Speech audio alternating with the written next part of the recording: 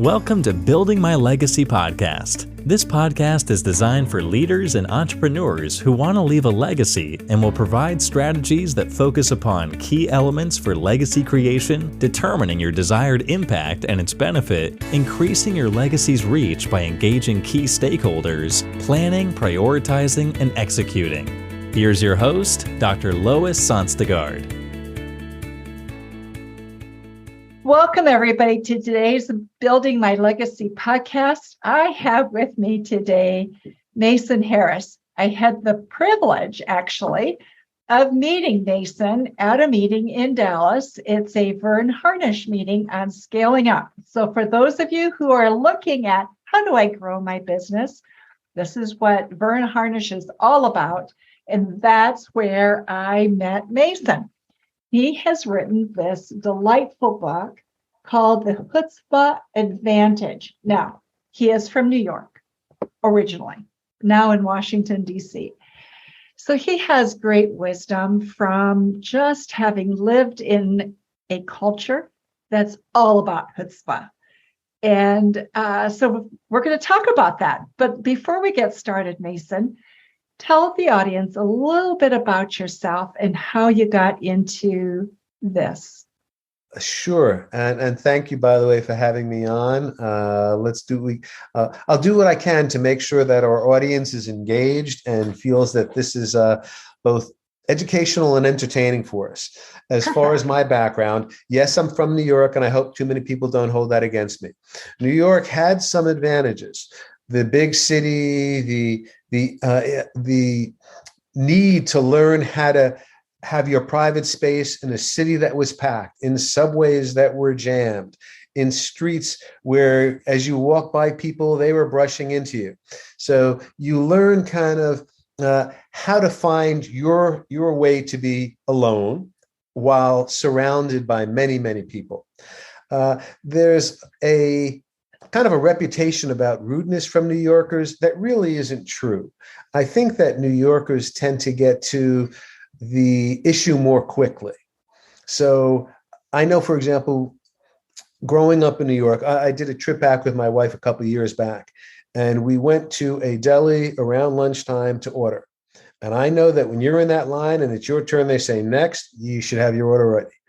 And the funny thing was I gave him my order, and my wife was looking up the menu and started asking questions. And he looked past her and said, next, to the next guy, because there wasn't time. There were too many people in line. So we learned to adapt to that pace. She did, by the way, get her order, and she had a better sandwich than I did because she thought about it more carefully. Now, my background. You see that as being open and responsive. To a lot of people, they would see that as rudeness, right? Yes. I just see it as, I'm in a place that's moving at a different speed than if I am in Atlanta, where people are slower and take their time more with speaking. Both have their positives. And our ability to adapt to where we are and to the local customs says more about us than about the people who are there. So I don't see it, as I said, I know a lot of people think, oh, New Yorkers, boy, some of them are rude. I go, yeah, you have rude people all over the place. It's just a function of living in a city with that many people and not a lot of space. My background, I grew up, I went to college in New York, and I went to graduate school in upstate New York in Buffalo. Earned my MBA over there, and then started with a corporate position, moved to entrepreneurial roles, sold those businesses, went back to corporate, and then went back to entrepreneurial. And my book, the one that you so nicely held up for the audience to get a look at, the Chutzpah Advantage, came about because of the pandemic. I had actually, decided to go back full-time to public speaking, keynoting, and speaking mostly about my business experiences. And I picked a kickoff date of January 2020. Well, by late February, the pandemic had hit. I was actually in Vegas when the news was starting to get really bad. And by March, everything that I'd worked on had been canceled, postponed, which was inevitably canceled. So after so many hours of watching Netflix and thinking to myself, this Tiger King stuff can't really be real. People aren't really doing that. I figured my brain was rotting. I had better put it to good use. And that's when I decided to write the Chutzpah Advantage. So the Chutzpah Advantage is, I'm going to just hold it up again because it's a great read. And chutzpah, if you haven't lived or been in New York, you really, I don't think, understand that so much. And part of, when you were talking, I was thinking to myself, when I lived in New York for 2 years when I was doing my first graduate degree. And to me, chutzpah included things like brazenness. You can speak it as you want. I can go many different directions. And so I'll kind of play this middle road, tell you this, move here, tell them that. So there's also that negative connotation that comes with it. With it also, to me, comes a sense of cleverness, but cleverness in a good way. Being able to see through things, speed, and then responsive. So talk a little bit about what does that mean to you? That's a great observation. First, there are both negative and positive sides of chutzpah. I look at chutzpah as a skill set. And by the way, chutzpah is universal. When I've spoken around the country and I'd ask the audience, if I was in New York, I would expect 80% of the hands to go up and people even to shout out their answers. Maybe there'd even be a couple of fistfights, this being New York. If I was in, and I actually was in Oklahoma, and I asked the same question. And as I asked it, I thought, I wonder if this is the right crowd to ask about chutzpah. But half a dozen hands went up, a little more tentatively. The answers were good. And I even got one answer that I absolutely loved because I hadn't considered that. And that gentleman said gumption. Oh. And I thought gumption is a good word. It can be brazen. It can be audacious. It could be bold. A lot depends on how it's used. So I think in terms of constructive and destructive chutzpah. And I think of chutzpah as a skill set. And the book gets into 8 key behaviors and characteristics that create this skill set. Now, like many skill sets, it can be used for good or bad purposes. And then people shake their head. They go, give me an example. So if you and I were to go through a software programming course, because we hear about the big money being paid to these developers by unicorns out in San Francisco, we're saying, oh, I'm going to learn how to program code and I'm going to move there and I'm going to have a lot of money and a great lifestyle. Well, when we're done, you can use those skills that you learned and you might create business applications, ways to make companies more efficient, track expenses, forecast deliveries, help in supply chain. All of this would benefit people. I, however, might choose to use those exact same skills and create ransomware. Now I'm holding organizations or people's computers for ransom unless if they paid me. So it's the same skill set. It's our ethical makeup that chooses how we implement the skill set. And chutzpah is like that. There are people who use their chutzpah for negative purposes and for positive purposes. There's in the book, I talk about 2 businesses. They happen to have been in New York. One involved a person who really didn't have access to a good education. He was more of a street guy, but by the time he was 19, he was earning or netting $2 million a year in his business. Drugs, or what was he doing? He was a drug dealer, yes. Now, I contrast this with somebody else who created a business in the, I'll call it the health club industry. Started by coming up with a way to exercise that brought about tremendous results, teaching classes in parks, eventually moving into a facility where he was streaming classes, recording classes. And when we think about that industry, it's a $40 billion industry. You're going against very large giants, people who can squash you because their legal budget is more than you can even comprehend spending in your business or generating.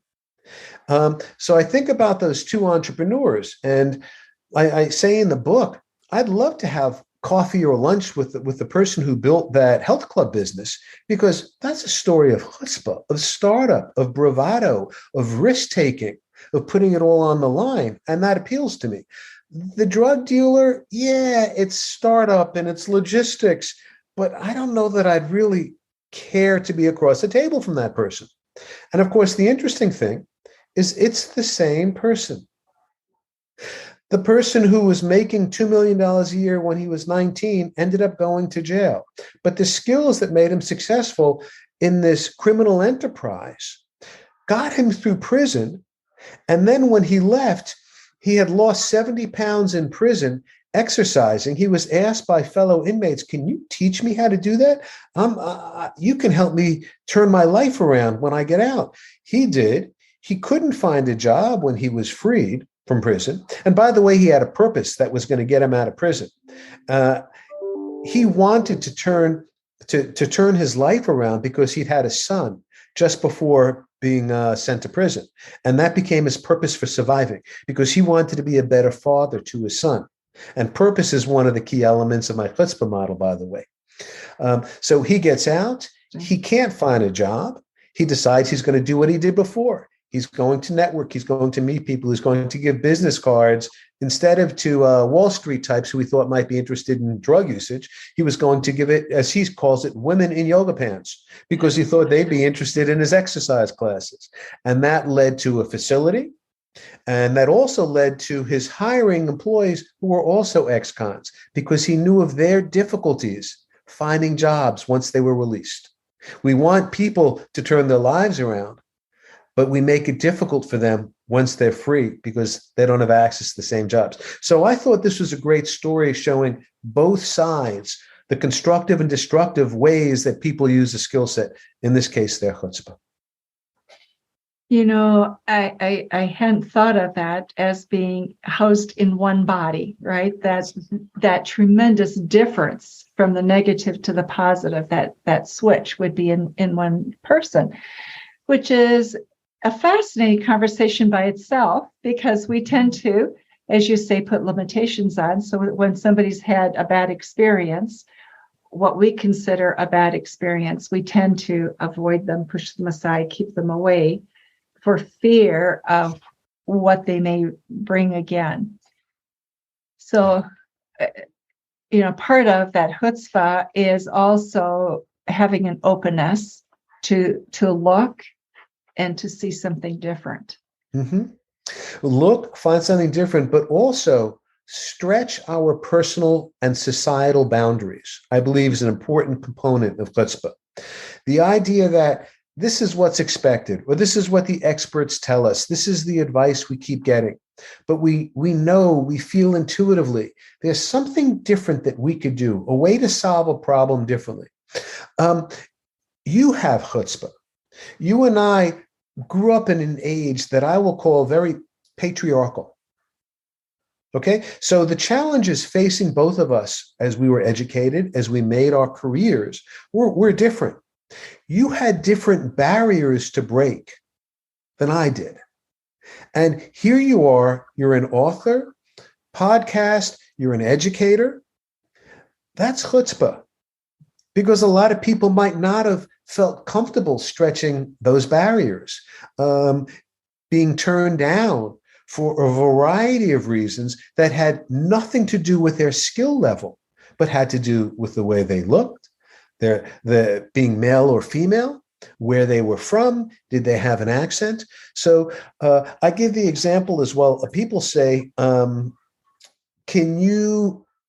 chutzpah imply that you have to be super successful? And my answer is no, not at all. You can be the first person from your family to graduate college. And that took chutzpah, because there are a lot of family members who undoubtedly thought that, what are you wasting your time? Get a job here in the plant. You'll earn money faster. This is how you grow up. This is how you became an adult. But that person who put off the quick money, maybe lower paying than they're getting, I should say maybe, definitely lower paying than they have as an opportunity with their education. But they put off that money, that opportunity to move out, to earn an income so that they can get educated and graduate. That takes chutzpah. So everybody has that potential. It's how do we put it into use? And that's again where those 8 key behaviors and characteristics Let's come talk into play. about those 8. The other thing that I remember from New York days is people would say, "Oh, he doesn't have any chutzpah," Oh, or really? "He really has chutzpah," right? Uh-huh. So there's things in that we want and we value. So let's talk about your 8 things, because I think that gets to what those items are. Sure. And you do it alphabetically, or not alphabetically, but As an acronym. It's an acronym using the letters of the word chutzpah. So I'll tell you what, they don't necessarily have to go in order. Is there a particular letter you'd like to start with? Well, let's start with C, carpe diem, because I think that is where a lot of people fall down. They just don't know where the opportunities are and where to look. Okay, so C, in essence, that comes from my observations of people and what they do when faced with call it opportunity. So, for example, back in high school, if we took Latin, and by the way, I never took Latin, but I know the words carpe diem, which means seize the day or seize the opportunity. Now, our generation, and generations that followed us, very familiar with the Nike slogan of "Just Do It." Well, "Just Do It" is a derivative of "seize the day." Okay, so the idea of somebody with chutzpah is the person who both conceives of an idea and then actually implements it. We all have ideas. You go, that'd be a good idea. I like how they've done that. It's fun when I speak with people about Shark Tank, for example, the TV show. And the idea that, I had that idea 4 years ago, and here this guy's on the show pitching it. Mark Cuban just invented. I can't believe that. That was my idea. Well, the difference was carpe diem. Seize the day, seize the moment, seize the opportunity. It's not always convenient to do that. Sometimes seizing that moment means giving up something else. An opportunity arises for a different type of job, but you're satisfied. Maybe it's not great, but you're satisfied in your current employment, your current position. But someone says, you have a skill. I'm creating a company. I'd like you to be one of the people that joins with us. Now, there are a lot of decisions to saying yes or no to that. But if you have carpe diem, you look at that and you say, this is an opportunity I don't want to pass on. So C, carpe diem, one of the differentiators for people with or who would score highly on a scale of chutzpah is yes, they're ready to move forward, not on everything that's presented to them because there are too many options in our lives, but they certainly don't automatically think to themselves, no, things are good. Why rock the boat? We do that a lot. Okay. Actually, I was going to ask, have you had a carpe diem moment in your life? Oh, I've had lots of them. Okay. And every time it's a choice, right? You look at it and you go, is this the one that you want to do? And for me, probably it's more motivated by a greater purpose. Will it really add value? If it does, you almost feel a compulsion. You owe it to society, to the people that are around you, to do something about it. Yes. Yeah. That's an interesting point as well, because your work is a lot about legacy. So your remark about you owe it to others, that to me is the foundation of legacy. What am I leaving behind and what am I contributing for others? It's not just what I do for myself. It's what can I teach? How can I help? How can I mentor? How can I share some of the wisdom that I have as I continue learning as well? So it's interesting that you said that. Well, it goes along with your P, doesn't it, for purpose? Yes. P in this model stands for purpose. The idea behind purpose is that, well, there are a couple of things. One, we have different purposes throughout our lives. Our purpose as a teenager differs from our purpose as somebody with 2 children or 3 children and responsibilities moving forward. That chapter was actually one of the more difficult ones for me to write. Now that's interesting. Why? Well, the book, I believe, at times is humorous. I've had people tell me it's laugh out loud funny, but it's also very serious in the messages. Well, the chapter moves along with interesting stories, and then that story that opens that chapter really changes course. It's a story about a family, Czechoslovakia, the beginning of World War II. Mm-hmm. And it's called Seredne, which was the name of the town, the village. And what happens when war breaks out and the family and Czechoslovakia is first occupied by Hungarian troops, and particularly the Jewish community in that little village, what happens to them? And things go bad, but not terrible. It only becomes terrible when the Nazis move in later in the war. And then suddenly the family, through the years, the family is broken up because the males are sent to work camps for the most part. And therefore, some of the brothers are not heard from for a while. The women are home trying to keep the business and the household running when there's less food and resources around. Eventually, the family is sent from that village to a ghetto in Hungary, and then roughly 6-7 weeks later to Auschwitz, the concentration camp. So it's a very serious portion of the book. It's a real change in tone. And then I switched to Man's Search for Meaning, which is a book by Viktor Frankl. I'm sure some of our listeners are familiar with the book. It has been repeatedly voted one of the best 50 books of all time. It is a very difficult book. It was written by a psychiatrist who is also a survivor of the camp. And he says, required reading for my children. Right. Okay. So then you're familiar. Then there are two critical components, as he saw, of people who survived as a psychiatrist, as an observer. Now, he and his wife both went to Auschwitz, and they made a promise to each other that they would do everything they could to survive and reunite once the war was over. Now, sadly, his wife was a victim during the war. She was sent to the gas chambers. But he did not know this, but his observations said there are really two primary factors to somebody surviving. One was luck.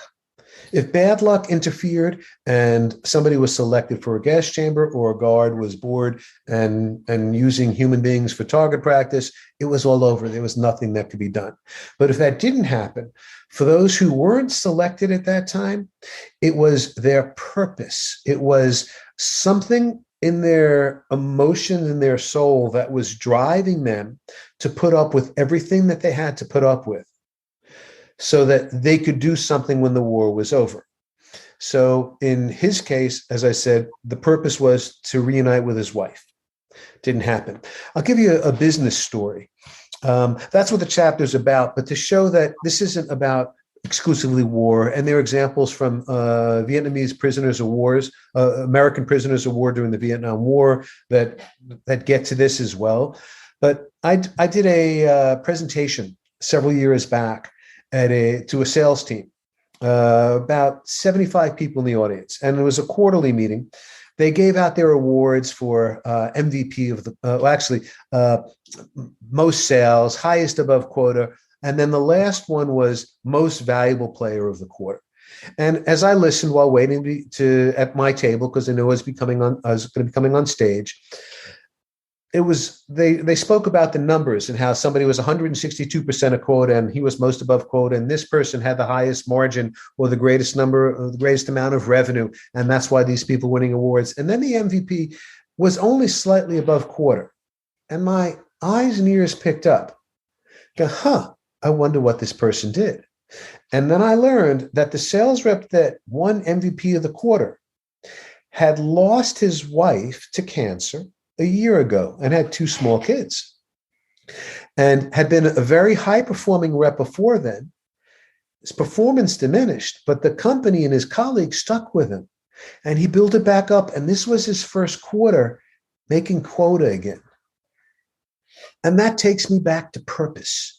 as he described it with the award, in essence, he thanked everybody, said, I'm here because my kids need me.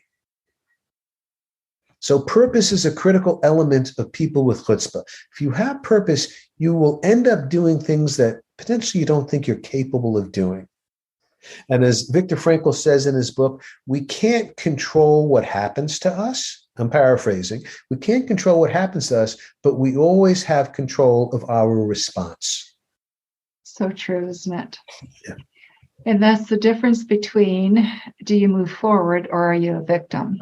Mm-hmm. And, a lot of times I think, especially in entrepreneurs, get stuck being victims and they can't move forward. So I love that example. You also have in Chutzpah 2 H's. Mm-hmm. So talk about your H's. Okay. I love H's because to me, they're like bridges. Oh, okay. I like that. And in a way, the first H, which follows the C, so that brings us to the word chutzpah, which some people pronounce chutzpah, because the ch sound is difficult for us as Americans. It's not a sound we're taught. We see chai, we see chai tea, we see ch as a hard K for character. We don't see a ch for chutzpah. It's a confusing word. But that first H has to do with something that we're all familiar with, whether we are leaders, whether we are workers. We all handle objections. H is for handling objections on a regular basis. Sometimes these objections, if we're in sales, we know that because our job is to overcome objections. We have to communicate. Oh, your bridge. Right, the bridge. Right. Yeah. I like that again. We have to communicate, understand what the buyer is looking for. If we can, try and figure out what truly is the objection. Is it what's being said? Is there something else that's hidden? And this gets into being a selling professional, because the stated objection very frequently isn't the real objection. Yeah. And even as a parent, the objections start from the moment our kids can start saying no, and they're toddlers, to the point that they're teenagers and adults. Objections are common. We aren't always in a position where we can tell people what they have to do. Sometimes it's related to creating a cooperative culture, and teams that have to cooperate aren't necessarily in alignment. So handling objections is about creating alignment to getting a project done that is multidisciplinary in nature, for example. So people who have chutzpah learn the communication skills to handle objections. A lot of it comes down to listening better, truly hearing what the other person objects to, listening to understand, not to respond, anticipating objections, which is what the best selling professionals do. They're a salesperson that goes into a call and doesn't expect an objection related to price isn't thinking very clearly, right? Because that's almost universal. Even if your price is great, it's almost growing up in New York, I don't care what the price was given to me. I always said, that seems kind of high. It didn't make a difference what I really thought. It was a natural response. And so many buyers do that as well. So that's the first. Yeah. The second H, which is at the end of the word. The other group of people who tend to respond that way are the Chinese. Cannot be. Yeah, there are cultural differences. Yeah. Absolutely. If you ever been to a Middle East bazaar and you're looking at, I like that urn. If you say yes to the first price, you violated the cultural norms. There's an expectation. It's almost like, wow, they actually bought that. Come on, negotiate with me. I want that. That's part of the give and take. That's part of my communicating with you. So there can be cultural differences in how we handle objections. Some people shy away from objections regularly. There is a great article I just read by a woman, Sam Horn. It's on the internet. For those who are paying attention, take a look. And she talks about for people who are reluctant to confront, what can they say back to move the discussion forward? And it so well fits with handling objections that it's the first time I've spoken about it, because I only read this yesterday or the day before, and I commented on it because I love Sam's work, by the way. I think she's tremendous. Numerous books, a wonderful speaker. But find that article for if you're the type that thinks, Sam Horn, Horn. Okay. And if you think that, I kind of avoid confrontation, I'd rather just accept this. There's an easy way to respond without making it confrontational. And Sam provides this. I won't give that away because we're giving people homework. So the other H, which is a bridge, it kind of goes along with what we've been saying, humility. Yes, I know. And it's a surprising one because when people think of chutzpah, they think of boldness, audacity, confidence. Obnoxious sometimes. Obnoxious also, yes. They don't think of humility. Yeah. And I tell the story. It's a sports story, a baseball story, but in essence, humility to me, and it's important for leadership. And by the way, Jim Collins, who wrote Good to Great, one of the best-selling business books of all time, speaks about humility in his leadership characteristics as well. It's the ability to own errors, not blame others, to apologize when we're wrong, and to share credit when credit deserves to be shared. There's the adage, the old adage, success has 1,000 fathers and failure is an orphan. So nobody's jumping up to say, hey, that bad idea that really messed up, that was mine. But suddenly everybody's taking credit for developing the internet. Okay, as we saw years ago. I was one of the first people doing that. So the story I tell in the book, and I don't know how we're doing time-wise, I want to be respectful of our time, but for those who are baseball fans, 12 years ago, on a very pretty evening, about this time of year, maybe a month earlier, in baseball, just for everybody's knowledge, this is June that we're talking about right now. Yes. So, because I don't know when they're going to be listening to this. Right. Okay. So earlier in the baseball season, which is where we are, a perfect game is very rare. To that time in baseball history, or 100 years of baseball history, I think there had only been 20 or 21 perfect games in over 100 years. And a perfect game is defined as a pitcher facing 27 batters, and he gets them all out. Oh, wow. There are no hits, no runs, no errors. Nobody gets to base safely. No walks, no pass balls. Nobody gets on. Okay? They're up, they're down. Strike out, ground out, fly out, pop out, whatever it is. They never get to first base. They're just gone. So this was an evening. The pitcher, gentleman by the name of Armando Galarraga, I believe it was, pitching for the Detroit Tigers, born in Venezuela, a country that does not have a lot of opportunity, but he was a gifted athlete. He worked hard. He got noticed. He was drafted. He made it to the major leagues. And within the majors, he was a good pitcher, but certainly not great. And here he was on this evening that's very memorable for those in attendance and those who learned about it afterwards. He had retired the first 24 batters consecutively out of 27, which means he is now entering the 9th inning. And people had been murmuring and thinking, this is a no-hitter. No, it's a perfect game. That usually starts about the 5th inning on, when the crowd gets a sense of, hey, I wonder if I'm going to be fortunate to be here live when this happens.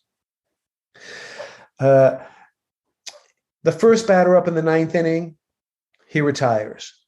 The second batter up in the 9th inning, he retires. There's one batter left. The crowd is on its feet. They're clutching their ticket stub. This is the days before electronic tickets. We could actually do that. We could hold on to a ticket thinking, I'm going to be leaving this to my grandchild if he gets this. Well, there's a ground ball that draws the first baseman off of first base. It's the pitcher's job to cover first base, which is something the pitcher's done thousands of times from the time he was a child. He gets there in time. The throw to him is in time. The batter is out. The pitcher raises his hand. It's a perfect game, except that the umpire makes an error and calls the batter safe. And we think about these athletes, some of whom have been pampered all their lives. They may not be necessarily prone to communicating kindly when they're disappointed. The pitcher turns to the ump, and instead of kicking dirt on him, screaming profanities, he says, "Ump, I was here. I got it." The umpire says, "I saw him safe." He takes the ball, he goes out, he retires the last batter. It's a nice one-hit shutout, but it is no longer a record setting or immortalization in the record books of baseball. He did not make that. And the crowd is done. Within a minute, the replay is being shown. Now, this was prior to when Major League Baseball would allow for a call to be overturned by a video replay. So they had the videos, but the umpires could not change their decision, even if they were blatantly wrong. Everybody goes back. This great mood is gone. And of course, the internet, because there wasn't internet then, I can't believe what this umpire did. This is terrible. And by the way, the umpire, Jim Joyce, was a good umpire. He just made an error.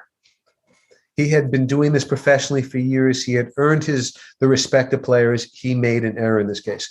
He goes back to the locker room. He looks at the replay. He realizes that he was wrong. He asks the general manager from the team, "Can you ask the pitcher to come in?" The pitcher comes in, and the umpire is actually tearful and apologizes. He says, "I ruined this for you. You had this perfect game, and I messed it up. I'll do anything I can, but I am so sorry for what I did. And I know I can't take it back." And the pitcher basically responds with, "We all make mistakes. Nobody's perfect. In essence, you did the best job you could. It's okay."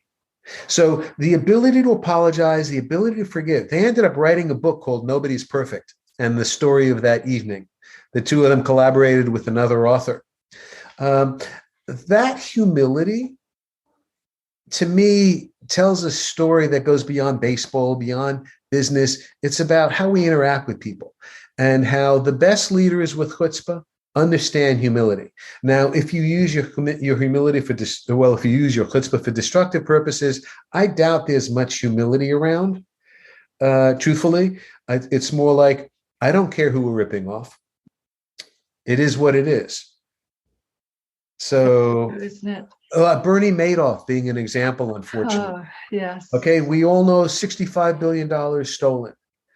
Clearly, he had chutzpah. But he also had chutzpah when he started out in his career and created an honest investment company. It's when things turned bad for him, rather than pivoting and staying honest, he chose a different path, this Ponzi scheme, which led to so many people, so many organizations losing money. Yeah. Mason, we have not covered all of the letters in this acronym. So those of you who are listening, get a copy of this book, because you'll not forget what chutzpah is and what it stands for. And I think it will make a big impact on you. Last thoughts, what would you like to add? What do you want to leave with the audience that we have not talked about that is important? Well, if they do get the book, and I hope they do, because there are some other key concepts and chapters in there. My hope is that not that they think in terms of an overwhelming model with, there are 8 things I need to focus on now. God, it sounds like a golf swing. No, you don't have to worry about that many elements. Start with not 8 or 4 or even 2. Start with 1. Pick one of these elements, either the carpe diem or the handling objections or the uncovering need, pain, and opportunity, or trailblazers, zigzag, purpose, ambiguity, elimination, and humility, and figure out which one in my life right now would be most important for my happiness, personal, or for my happiness at work, or for my company. Starting one at a time makes it a lot easier for us to implement, but also to share and make part of the people that we work with, if it's company oriented, or with our family, if it's more personal. That's what I would help people with. It's as simple as that, or as difficult as that. Well, simple is important. And I think the other thing along with that is once you just plain start, then you start to also pick up momentum. And once you do that, then you're on a roll. Then you can really make things start to happen. Mason, it has been wonderful to have you with us today on Building My Legacy podcast. Yes. Well, you're impacting a lot of people with all of your guests, and it's really a privilege and an honor to be here. I thank you so much for inviting me on and allowing me to share my ideas with your audience. Oh, your ideas are fabulous. And so we'll see about getting you back on and sharing more of what it is that you're doing. And for those of you who are listening to Building My Legacy podcast today, thank you for being with us. And be sure to visit our websites as well, www.buildtomorrow2, and also our newest website, startwithcollaboration.com. So thank you, everybody. Thank you, Mason. Thank you all. And thank you again. Appreciate it. You've been listening to Building My Legacy podcast with Dr. Lois Sonstegard. To book your appointment with Dr. Sonstegard, visit www.buildtomorrow.com.